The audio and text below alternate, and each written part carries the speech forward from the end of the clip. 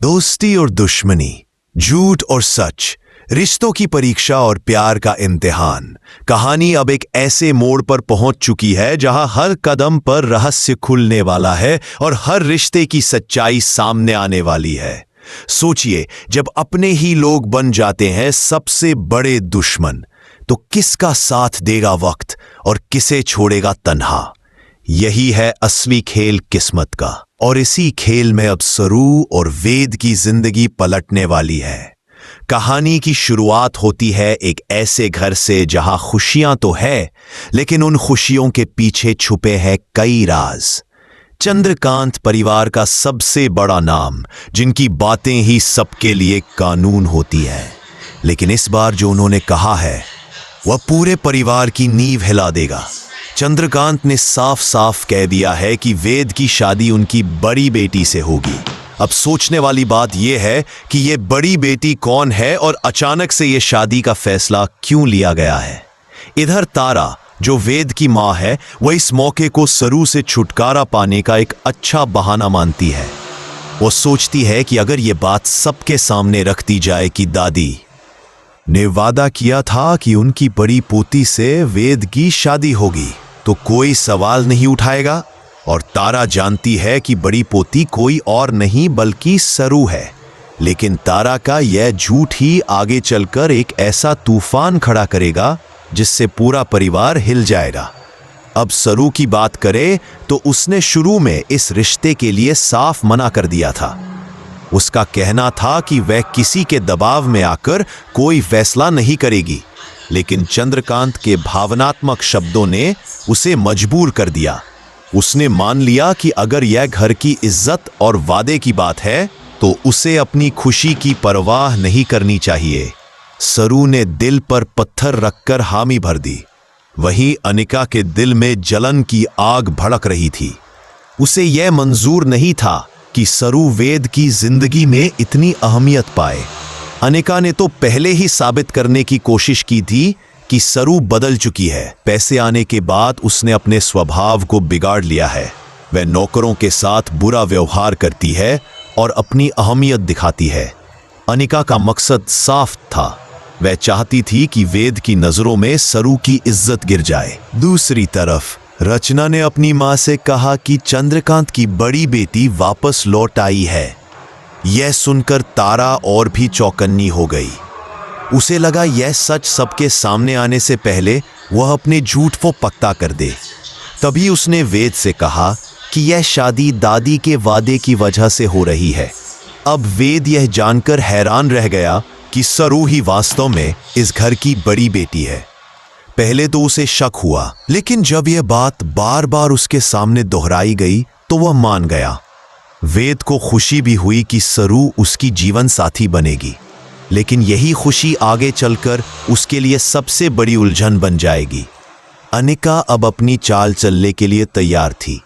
उसने कामिनी के साथ मिलकर योजना बनाई कि वे सबके सामने यह साबित करेंगी कि सरू झूठ बोल रही है।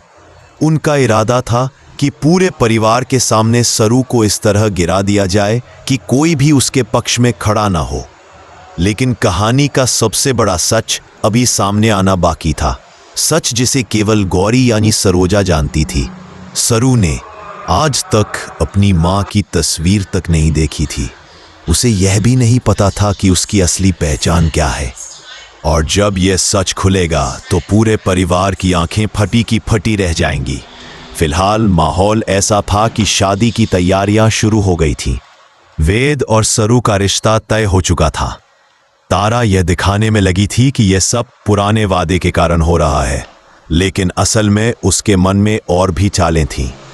दूसरी तरफ अनिका और कामिनी दिन रात यही सोच रही थीं कि किस तरह इस शादी को रोका जाए और सरू की असलियत सबके सामने उजागर की जाए। दोस्तों, यही है असली खेल, जहां हर कोई अपनी अपनी चाल चल रहा है। कौन जीतेगा और कौन हारेगा यह वक्त ही बताएगा। लेकिन यकीन मानिए, आने वाला ट्विस्ट इतना ज़बरदस्त होगा कि सबकी सांसें थम जाएंगी। सच को छुपाने की कोशिश चाहे कितनी भी क्यों ना हो, एक ना एक दिन वह सामने आ ही जाता है। और अब इस घर में भी वही होने वाला है। एक तरफ शादी की तैयारियां जोरों पर है, तो दूसरी तरफ हर कोई अपने अपने राज और चालें छुपाने में लगा है। सरू, वेद और पूरा परिवार सभी अनजाने में एक ऐसे खेल में फंस चुके हैं जहां हर कदम पर धोखा, हर मोड़ पर साजिश और हर रिश्ते पर शक मंडरा रहा है। कहानी अब और पेचीदा होती जा रही है। तारा अपने झूठ को और मजबूत बनाने में लगी है। वह हर किसी को यही कह रही है कि ये शादी दादी के वादे की वजह से हो रही है। उसका इरादा साफ है, सरू को वेद की पत्नी बनाकर अपनी जिंदगी से दूर करना। लेकिन अनीका को ये मंजूर नहीं। उसके अंदर जलन का जहर भर चुका है। वह बार बार कामिनी से कहती है, अगर सरू इस घर की बहू बन गई तो समझो हमारा खेल खत्म। हमें अभी ही कोई बड़ा कदम उठाना होगा। कामिनी उसकी बात मानती है और दोनों मिलकर योजना बनाने लगती हैं। वे चाहते हैं कि शादी से पहले ही सरू की पोल खुल जाए। अनीका सोचती है कि अगर वह साबित कर दे कि सरू बदल चुकी है, उसने अपने असली रिश्ते भूलकर सिर्फ पैसे और रुतबे को अपनाया है, तो वेद का भरोसा टूट जाएगा। वह वेद को बार बार सरू के खिलाफ भड़काने की कोशिश करती है। इधर वेद के दिल में अजीब सा खिंचाव है। वह सरू को देखता है तो उसके प्यार और अपनापन उमड़ आता है। लेकिन जब अनीका के आरोप सुनता है तो कहीं ना कहीं उसके दिल में भी सवाल उठते हैं। वह सोचता है कि क्या सच में सरू इतनी बदल चुकी है? क्या वह वही मासूम और सरल लड़की नहीं रही जिसे वह जानता था? वही सरू खुद को संभालने की कोशिश कर रही है। उसने ये रिश्ता मजबूरी में कबूल किया है, लेकिन उसके मन में डर है। उसे लगता है कि इस घर में हर कोई उसे शक की निगाह से देख रहा है।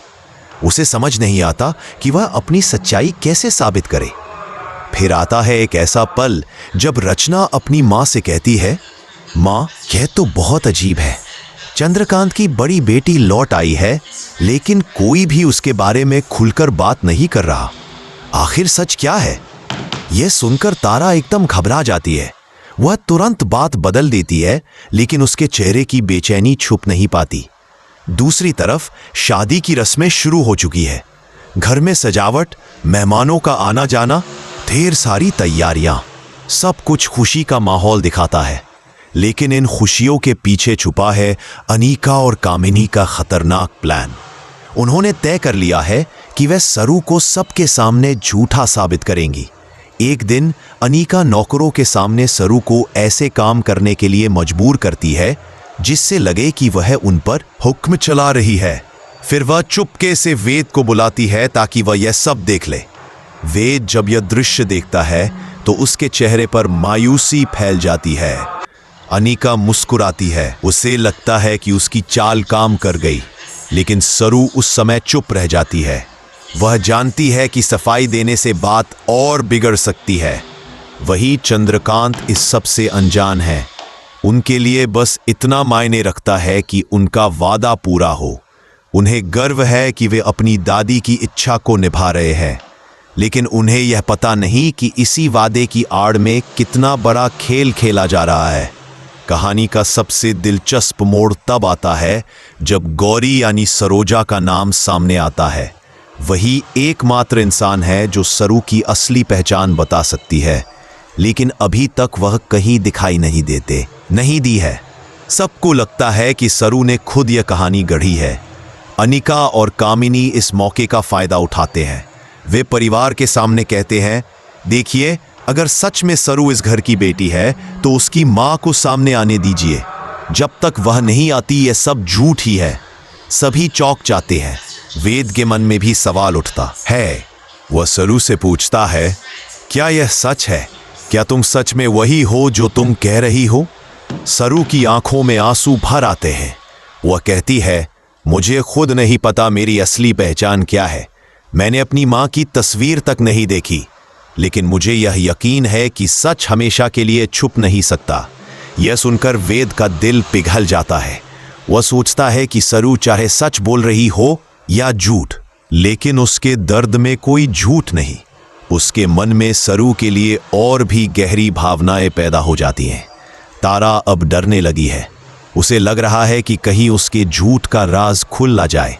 वह हर बार कोई नया बहाना बनाकर बात को टाल देती है, लेकिन घर के लोग अब सवाल पूछने लगे हैं।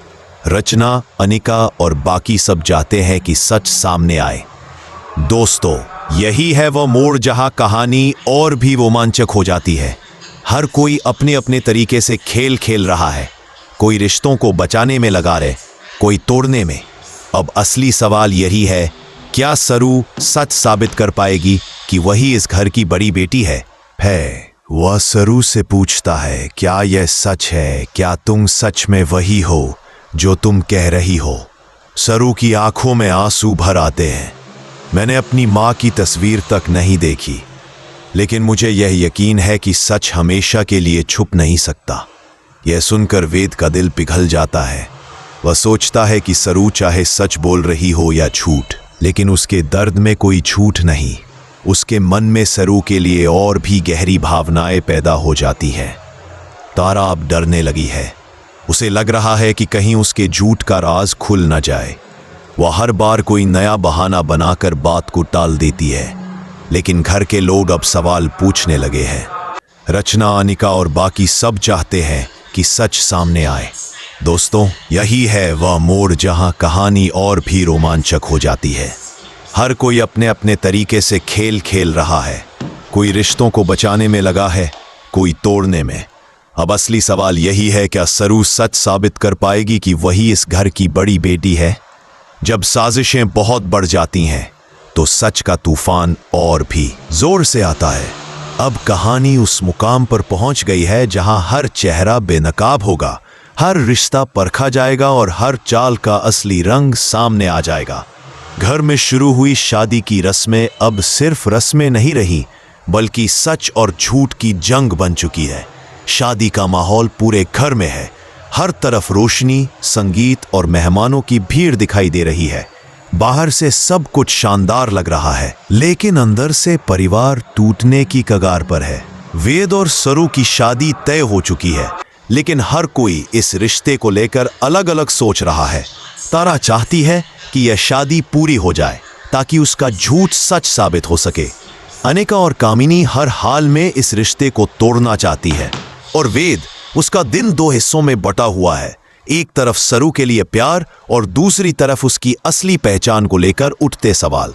जैसे जैसे शादी का दिन नजदीक आता है, अनिका और कामिनी की बेचैनी बढ़ती जाती है। वे बार बार यह योजना बनाती हैं कि किस तरह सबके सामने सरू को झूठा साबित किया जाए। वे सोचती है कि अगर इस शादी के मंडप तक पहुंचने से पहले ही वे सबके सामने कह दें कि सरू असली बेटी नहीं है, तो शादी रुक जाएगी। वे बार बार कहते हैं, अगर सरू सच में इस घर की बेटी है, तो उसकी मां सामने क्यों नहीं आती? वह क्यों छुप रही है? ये सुनकर परिवार में हलचल मच जाती है। सब सोचते हैं कि शायद अनिका और कामिनी सही कह रही है। तारा भी डरने लगती है कि कहीं सच बाहर ना आ जाए। उसका झूठ अब उसके गले की फांस बन चुका है। वही सरू इस सब के बीच चुपचाप अपने कमरे में बैठी है। उसकी आंखों से आंसू बह रहे हैं। वह सोचती है कि उसने कभी झूठ नहीं बोला, फिर भी सब उसे झूठा साबित करना चाहते हैं। उसका दिल टूट चुका है, लेकिन फिर भी उसके अंदर कहीं ना कहीं यह यकीन है कि सच सामने आएगा। वह भगवान से दुआ करती है कि शादी से पहले या शादी के समय सच सबके सामने आ जाए। और फिर वही होता है जिसका सबको इंतजार था। शादी के दिन अचानक घर में गौरी यानी सरोजा आ जाती है। उसे देखते ही पूरा परिवार हैरान रह जाता है। सबकी आंखें उस पर टिक जाती हैं। सरू उसे देखती है और उसके दिल की धड़कन तेज हो जाती है। उसे लग रहा है जैसे उसकी जिंदगी का सबसे बड़ा सवाल अब हल होने वाला है। गौरी धीरे धीरे सबके सामने आती है और कहती है, अब और झूठ नहीं, अब सच्चाई छुपाई नहीं जाएगी। उसकी आवाज में दर्द भी है और हिम्मत भी। सब खामोश हो जाते हैं और फिर वह सरू की तरफ इशारा करके कहती है, यह लड़की ही इस घर की बड़ी बेटी है, यह मेरी बच्ची है। यह सुनकर सबके होश उड़ जाते हैं। अनिका और कामिनी का चेहरा उतर जाता है। वे बार बार कहती हैं, यह कैसे हो सकता है, आप झूठ बोल रही हैं। लेकिन गौरी सारे सबूत लेकर आई होती है। वह पुराने दस्तावेज, तस्वीरें और गहने दिखाती है, जो इस बात का सबूत है कि सरू ही इस घर की असली बेटी है। वेद यह सुनकर बेहद खुश हो जाता है। उसकी आंखों में चमक आ जाती है। वह सरू की तरफ देखता है और कहता है, मैंने तुम पर कभी शक नहीं किया था। अब मुझे गर्व है कि तुम ही मेरी जीवन साथी हो। सरू की आंखों में आंसू है, लेकिन इस बार ये आंसू खुशी के हैं। तारा अब चुप खड़ी है। उसका झूठ सबके सामने खुल चुका है। वह शर्म से सिर झुका लेती है।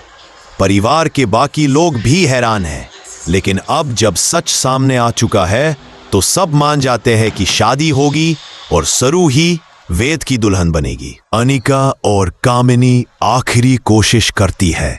वे मंडप में हंगामा करती है, कहते हैं कि यह शादी नहीं हो सकती।